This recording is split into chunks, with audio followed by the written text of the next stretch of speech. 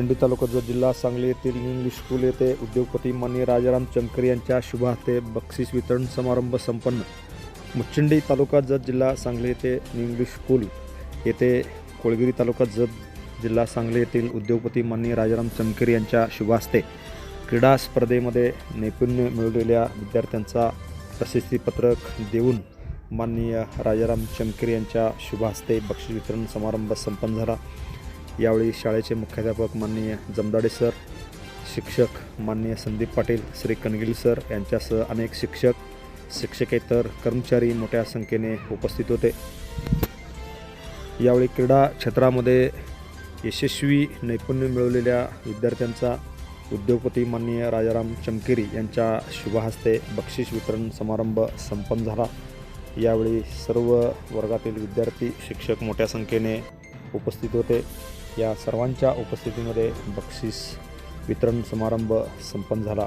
यावेळी बोलताना उद्योगपती राजाराम चमकरे म्हणाले, जत तालुक्यामध्ये शाळेतील शिक्षण घेणाऱ्या विद्यार्थी व शिकणाऱ्या विद्यार्थ्यांना आपण मोफत पुस्तके देण्याचा संकल्प आजपासून सुरू करत आहोत। या 2026मध्ये प्रत्येक शाळेतील विद्यार्थी हा यशस्वी झाला पाहिजे, यासाठी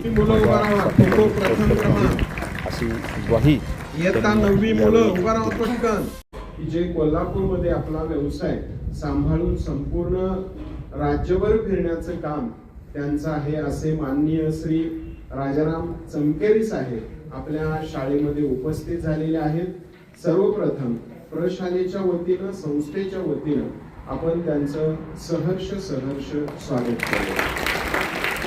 त्याचबरोबर त्यांच्या सोबत आज आपल्या शाळेला भेट देण्यासाठी ज्येष्ठ पत्रकार आमचे मित्र माननीय श्री मनोहर पवार साहेब, TV1 मराठीचे संपादक, त्याचबरोबर दैनिक लोकमतचे पत्रकार हेही आज उपस्थित झालेले आहेत। प्रशालेच्या वतीनं पवार साहेबांचं सुद्धा मी सहर्ष स्वागत करते। त्याचबरोबर या कार्यक्रमासाठी माननीय श्री हरीश शेटे साहेब, पत्रकार जत, हेही उपस्थित झालेले आहेत। त्यांचं सुद्धा प्रशालेच्या वतीनं मी सहर्ष स्वागत करतो।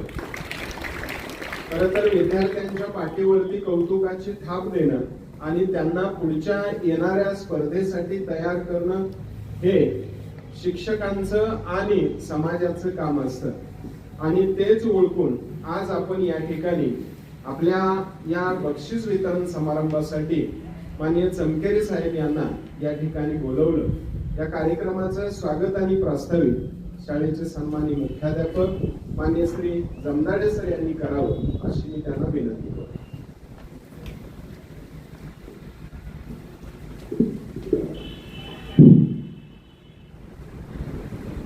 सर्व विद्यार्थ्यांनो,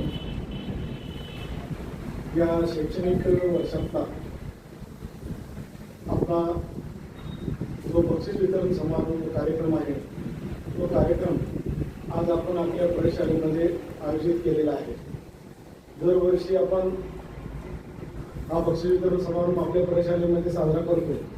त्या पद्धतीनं यावर्षी सुद्धा बक्षीस वितरण समारंभ आपल्या प्रशालेमध्ये आज आपण साजरा करणार आहोत। तर या कार्यक्रमासाठी राजाराम चमकरे साहेब आज आपल्याला या कार्यक्रमासाठी लाभलेले, तर मी संस्थेच्या वतीनं आणि प्रशालेच्या वतीनं आणि तुम्हा सर्वांच्या वतीनं त्यांचं हार्दिक स्वागत करतो। त्याचबरोबर या कार्यक्रमाला दुसरे पाहुणे आमचे मित्र पवार साहेब, त्यांचं सुद्धा संस्थेच्या वतीनं, प्रशालेच्या वतीनं मी त्यांचं हार्दिक स्वागत करतो। त्यानंतर त्यांच्याबरोबर आलेले शेटे साहेब, त्यांचं सुद्धा संस्थेच्या वतीने, प्रशालेच्या वतीनं मी हार्दिक स्वागत करतो। तर सर्व विद्यार्थ्यांनो, या शैक्षणिक वर्षामध्ये खेळामध्ये तुम्ही जे यश मिळवलेलं आहे, त्या यशाबद्दल कौतुकाची थाप तुमच्या पाठीवर देण्यासाठी या प्रमुख पाहुण्यांना आज आपण आपल्या प्रशालेमध्ये बोलवलेलं आहे। तर खेळामध्ये ज्यांनी क्रमांक प्राप्त केलेले आहेत त्यांना साहेब आपले सर्टिफिकेट देणार आहेत। तर त्यांच्या हस्ते आपण सर्टिफिकेट घ्यायचं आहे. आणि ज्यांना क्रमांक प्राप्त झाले नाही त्यांनी काही नाराज व्हायचं नाही. पुढच्या वर्षी आपण क्रमांक मिळवण्याचा प्रयत्न करायचा.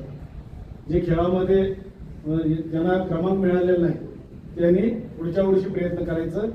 ज्यांनी क्रमांक प्राप्त केलेला आहे त्यांनी काय करायचं आहे, साहेबांच्या हस्ते सर्टिफिकेट घ्यायचं आहे. तर परत एकदा या सर्व पाहुण्यांचं संस्थेच्या वतीनं, प्रशालेच्या वतीनं आणि तुमच्या सर्वांच्या वतीनं मी हार्दिक स्वागत करतो आणि माझं प्रास्ताविक संपवतो. जय हिंद.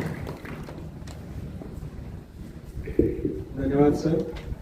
अतिथी देवो भव या म्हणीप्रमाणे आपल्या प्रशालेमध्ये उपस्थित असणाऱ्या प्रमुख अतिथींचा या ठिकाणी स्वागतपर सत्कार करणं हे आपलं आद्य कर्तव्य.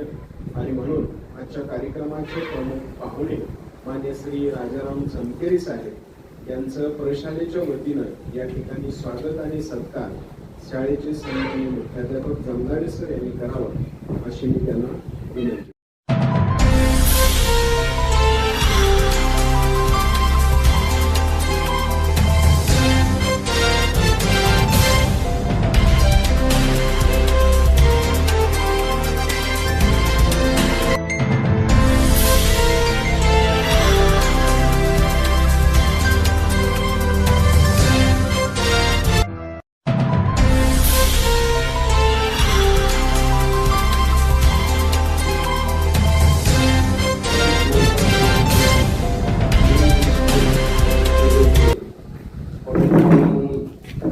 मला बोलवल्याबद्दल मी धन्यवाद देतो.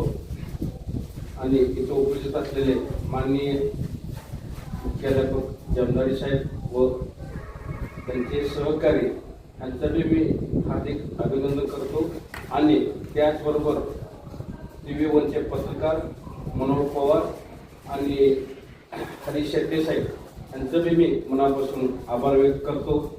आणि एक 2 मिनिटं जे आज बोलणार आहे ते तुमच्या आयुष्यात भरपूर बदल घडवून आणल ह्या पद्धतीनं काही तुम्हाला बोधवाक्य मी सांगणार आहे. ते तेवढं माझं मन शांत होऊन ऐकावं हा मुला मुलींना विनंती आहे. थोडक्यात आपला हा देश मोठ्या क्रांतीनंतर लोकशाही अनुभवायला मिळाले. त्या अनुषंगानं आपल्या भारतामध्ये स्वातंत्र्य लढ्यानंतर लढ्यापूर्वी प्रत्येक क्षेत्रामध्ये जी लक्षणीय प्रगती झालेली आहे त्याला एकमेव कारण आहे शैक्षणिक क्षेत्र. त्या शैक्षणिक क्षेत्राला अनुसरून क्रीडा क्षेत्र सुद्धा एक दुसरी बाजू असल्यामुळं देशाचं नाव आज जगात वेगवेगळ्या क्रीडा प्रकारात भारताचं नाव आदराने घेतलं जातं. थोडक्यात कुस्तीपटू असेल, क्रिकेट असेल, ॲथलेटिकमध्ये रनिंग असेल किंवा स्केटिंग असेल, नवीन फॉरेनची जी नवीन क्रीडा प्रकार आहे ह्या पद्धतीनं भरपूर असे एवढे क्रीडा प्रकार आहेत की ते तुम्हाला माहीत सुद्धा नसतील. पण माझं एक असं मत आहे, लहान वयामध्ये शिक्षकांना जे युरोपीय पद्धत आहे शिक्षण पद्धती, जे मुलांना ज्या गोष्टीत आवड आहे त्या गोष्टीला लक्ष घालून पुश करणं हे आई वडील शिक्षणाचे काम आहे. आणि आपलं जे आता शिक्षण पद्धती आहे सध्या हे पाठांतरावर भर आहे. त्यामुळे जागतिक लेवलला थोडंसं पुढे तर आपण कमी पडतो असं एक माझं वैयक्तिक अनुभव आहे. त्या अनुषंगानं ज्या मुला मुलींना ज्या लाईन मध्ये हौस आहे, आवड आहे, त्या आवडीला सगळ्यांनी मदत केलं तर त्या मुलाचंही भविष्य उज्ज्वल होऊ शकतं, मुलीचं उज्ज्वल होऊ शकतं असं माझं ठाम मत आहे. त्याला कारण भरपूर आहे. मी व्यवसायाच्या निमित्तानं देशभर फिरतो संपूर्ण. आणि मी मुळात पुस्तकाचं व्यापारी असल्यामुळं कुठली पुस्तकं मुलाला द्यायला पाहिजे, कुठली पुस्तकं वाचायला पाहिजे आणि त्या पुस्तका रूपी एक वस्तूचा वापर असं व्हायला पाहिजे की तुम्ही आयुष्यात व्यवस्थित उभं राहायला पाहिजे. तुम्ही उभं राहिला तर देश उभं राहते. ह्या गोष्टी माझा विश्वास असल्यामुळं प्रत्येक मुला मुलींमध्ये एक संदेश आहे, शिका, संघटित व्हा, संघर्ष करा. ही जे बाबासाहेबांचं जे ब्रीद वाक्य आहे ते सुद्धा तुम्ही अनुसराल असं अपेक्षा व्यक्त करतो. आणि इथून पुढं आपला हा भाग जर जेवढं दुष्काळ जर गणलं जात असलं आता बऱ्यापैकी सुकाळ यायला लागलाय. त्यामुळं सोयी सुविधा सुद्धा शासनाच्या थ्रू मिळतातच. त्याला सुद्धा आमच्यासारखे दानशूर व्यक्ती लोक समोर येऊन काहीतरी मदत करावं ह्या उद्देशाने तुम्हाला एक कमिटमेंट, एक शब्द देतो मी जी मुलं तालुका लेवल, जिल्हा लेवल, राज्य पातळीवर येतील त्यांचं मी काहीतरी हातभार उचलणार आहे. मग त्या पद्धतीनं तुम्ही सरांनी मला लिस्ट यादी करून द्यावं आणि तुम्ही सुद्धा जोरात तयारी करा. हा क्रीडा क्षेत्रात सुद्धा भरपूर पब्लिसिटी आहे आणि अर्थकारण सुद्धा दडलेलं आहे. त्यामुळे नुसतं शिकलं तरच आपण डॉक्टर किंवा इंजिनियर झालं तर आपण आयुष्यात उभा राहू शकतो असं काही विषय नाही. तुम्हाला इव्हन आवड जर शेतीमध्ये जर असलं, शेती सुद्धा करून इजासारखं टेक्नॉलॉजी वापरून तिथं सुद्धा नाम कमवू शकता, पैसे कमवू शकता, तुमचा संसार उभं करू शकता. त्या गोष्टीवर मला भर देऊन इथून पुढे माझं समाजकार्य चालू आहे. त्यानिमित्त मी सुद्धा कोळगीरमध्ये बाळूमामा मंदिर स्थापले. त्या मंदिराला अनुसरून काही शैक्षणिक मुलांसाठी किंवा समाजासाठी भरपूर योजना राबवणार आहे. त्यामुळं मुलांनी सुद्धा त्याचं एक ट्रीप म्हणून विनंती करतो दमदार साहेबांना आमच्या मळ्यात यावं आणि तुम्ही अनुभवावं. मंदिराबरोबरच तुम्हाला बरंच बागा बघायला मिळतील. इतर टेक्नॉलॉजी, विनामाती शेती, संरक्षित शेती असं वेगवेगळे प्रो करणार आहे. आज हे समाजात रूढ झाले, मुलं चांगले शिकली तर मुली मिळतात. ते सगळं समज खोटं ठरवलं असं मी आज तुम्हाला वचन देतो की शेतकऱ्यांना सुद्धा मुली चांगल्या मिळतात आणि मुली सुद्धा होकार देऊन हो म्हणायला पाहिजे. हा मताचा मी आहे. त्यामुळे शिक्षकांनी सुद्धा इथून पुढे जे वस्तुनिष्ठ प्रश्न आहेत त्या प्रश्नावर काहीतरी प्रयोग करून एक नवीन मुलं घडतील, मुली घडतील असं प्रयत्न करावं असं त्यांना आव्हान आहे. त्याला अनुसरून आणि जे इथून पुढे अजून एक मला मदत म्हणून एक जाहीर घोषणा करतोय. जी मुलं नंबरात येणार तालुका लेवल, जिल्हा लेवल, राज्य लेवलला त्यांना मी पूर्ण नोकरी लागूपर्यंत सुस्थितीत होऊपर्यंत त्यांना पुस्तकं बाळूमामा फाउंडेशन आणि राजपत्राच्या वतीनं फ्रीमध्ये देणार आहे. हे तुम्ही नोट करून घ्या आणि ह्या मदतीचा उपयोग देशासाठी होणार आहे आणि मला सुद्धा देशाभिमान आहे. मी एक ह्या माणसाचा ह्या तत्वाचा समाजकारणी माणूस असा आहे. टाटा जसं देशासाठी योगदान दिले तसं मी जर तालुका पुढे इथून पुढे योगदान देणार आहे. ते कुठल्या पद्धतीने योगदान राहणार माहितीये? मी आता जी व्यवस्थित समाधानी आहे, माझ्या मुलावर एवढं संस्कार आहे सध्या, ते स्पष्ट मला म्हणतात पप्पा तुमचं 1 रुपया मला नको आहे. आम्ही स्वतः पार उभं राहू, आमचं आम्ही करू, आम्हाला जे आवडते ते आम्ही करूच. खेळाडू होऊ, बिझनेसमॅन होऊ, शेती करू आणि मी जातीवाद मानणारा माणूस नाही आहे. हा कास्टिझम संपल्याशिवाय आता देशाच्या प्रगतीच नाही हे सुद्धा मुलांना लक्षात ठेवा. ह्या मताचा मी आहे. तुम्हाला पटल नाही पटल पण आज इंटरनेट युग आहे. हा जातीवाद, ही विषमता जी आज चालू आहे शिक्षण क्षेत्रापासून ही सगळं हळूहळू नाहीसं व्हायला पाहिजे. ह्या मताचा मी असल्यामुळं आणि त्या अनुषंगाने मी जरचा सुद्धा 6 एकर जमीन घेतला तुमच्यासाठीच. एआय टेक्नॉलॉजी म्हणजे माहित आहे? एआयचा अर्थ तुम्हाला, एआयचा अर्थ माहित आहे का तुम्हाला? कुणाला हात वर करा. आर्टिफिशियल इंटेलिजन्स म्हणजे हा एक असा सध्या प्रकार आहे टेक्नॉलॉजिकल. सध्या मनुष्याची गरज नाही त्या टेक्नॉलॉजीला. ती स्वतः माणसासाठीच काम करत राहणार आहे. त्यामुळे इथून पुढे कमीत कमी माणसं लागणार आहेत प्रत्येक गोष्टीत. त्यामुळे टेक्नॉलॉजीचा आधार घेतल्याशिवाय पर्याय कुणालाच नाही जगाला संपूर्ण. त्यामुळे तुम्ही सुद्धा टेक्निकल अभ्यास करा. जास्त अभ्यास केलं, पाठांतर केलं, आपण नंबरात असं विषय नाही. तुम्हाला जनरल नॉलेज येणं फार महत्वाचं. सध्या जनरल नॉलेज जेवढं आहे तेवढं तुम्ही आयुष्यात सक्सेस होणार आहे. स्वतःचा अनुभव तुम्हाला सांगेल. आज माझं 200 कोटीचा टर्नओव्हर आहे पण मी फक्त 12वी पास झालेला आहे. मला आजही नीट इंग्लिश बोलता येत नाही. येतं पण हिंदी बोलतो आणि थोडंसं म्हणजे भाषा शिकून घेतलं ते समजतं. तामिळ, मल्याळी, तेलुगू कुठल्या बळावर? हे मार्केटिंगच्या बळावर. त्यामुळं तुमच्यासारखं मी सुद्धा आज बसलो होतो. 1990 साली कोल्हापूरला गेलो, बस स्टँडला राहिलो, वेटरचं काम केलं, पुस्तक दुकानात काम करत करत आज माझ्या व्यवसायावर मोठं व्याप वाढवलेला आहे. त्यामुळे ह्यात सुद्धा एक मुलगा असू दे, मुलगी असू दे, आमच्या पुस्तकालयामध्ये भरपूर वाव संधी आहे तुम्हाला सुद्धा. आज बुक सुद्धा बघा तुम्ही डिजिटल बुक यायला लागले सगळं. आता याच्यासाठी प्रिंटिंग करावं असं काही नाही सध्या परिस्थिती राहिली नाही. त्यामुळे प्रत्येक गोष्टीत बदल आहे. तुम्ही जोपर्यंत बदलत नाही तोपर्यंत तुमचं आयुष्य सुद्धा बदलायला कोणीच येऊ शकत नाही. त्यात तुम्ही आयुष्यात बदलायची तयारी ठेवा.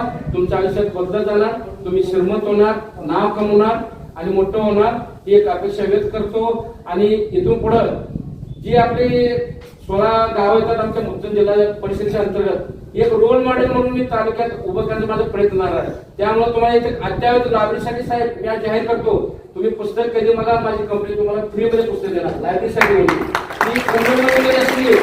तरी काय व्याज काढणार मराठीत देऊन पुस्तकासाठी माझ्याकडे या तुम्ही. कधी माझी कंपनी मी पुस्तकं तुम्हाला विनामूल्य दिलं जाईल लायब्ररीसाठी.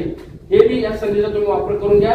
आणि सरांना माझी एक विनंती आहे, असे का तुम्ही रूम बघा. तसं तर सध्या मी वसईला दिलेला आहे.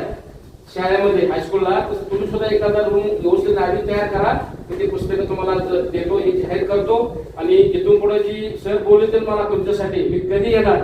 मला मुलं आवडतात, कारण मला मुलांना चांगलं संस्कार द्यायचं आहे. इतर राजकारणासाठी हवा मारा, काहीतरी फेका असं काय आम्हाला चालत नाही. मी बाळूमामाचा भक्त आहे आणि बाळूमामा भक्ताच्या जे अपेक्षा आहेत ते पूर्ण करणं माझं परम कर्तव्य आहे. तुम्ही सुद्धा एक छोटी मुलं याचा देव वाटतो समजून तुम्हाला पूर्ण फळाची पाकळी कधी राहणार आहे माझ्या. त्यामुळे मी 16 गाव जे येतात मुद्दन जिल्हा परिषद अंतर्गत 16 गाव एक रोल मॉडेल म्हणून नंबर 1 16 गाव मुद्दन राहणार असे माझं प्रयत्न राहणार भविष्यामध्ये. त्या संधीचा तुम्ही वापर करून नाव लोक कमावं असं माझं अपेक्षा व्यक्त करून माझं छोटेसं भाषण संपवतो.